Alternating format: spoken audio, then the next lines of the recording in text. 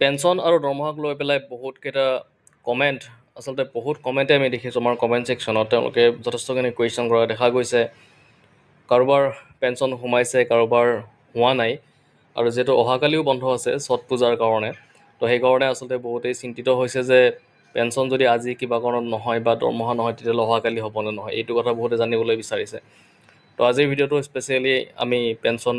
বা দৰমহাক লৈ পেলাই আনিছোঁ আৰু ইয়াতে কথাটো হৈছে যে আচলতে আজি ২৭ তাৰিখ আৰু আজি দৰমহাবিলাক বা পেঞ্চনবিলাক আজি আচলতে সোমাইছে বহুতৰে কিন্তু কিছুমান ডিপাৰ্টমেণ্টৰ ক্ষেত্ৰত এতিয়াও সোমোৱা নাই আৰু সেইটো আপোনালোকে ৱেইট কৰক গধূলিলৈকে সেই পইচাটো সোমাব পাৰে কিন্তু অহাকালি ছট পূজাৰ কাৰণে যিহেতু বন্ধ আছে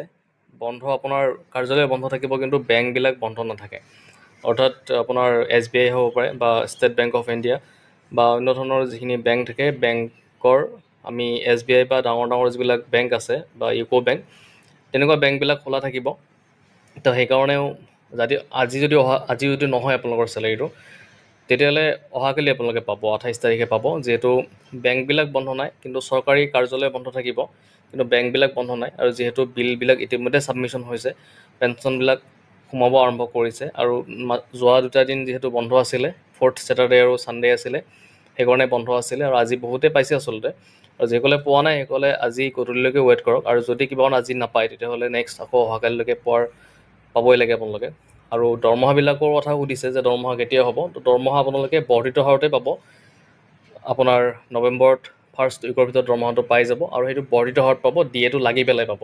তো বহুতে সুধিছে যে ডিএটো লাগি পাব নে নাপায় তো ডিএটো লাগি পাব আপোনালোকে যিখিনি ডিএত 3% দিয়াৰ পিছত যিখিনি পইচা বাঢ়িলে সেই বৰ্ধিত পইচাখিনি আপোনালোকে সেইখিনিৰ লগত এড হৈ পেলাই যিটো এমাউণ্ট হ'ব সেই এমাউণ্ট আপোনালোকে পাব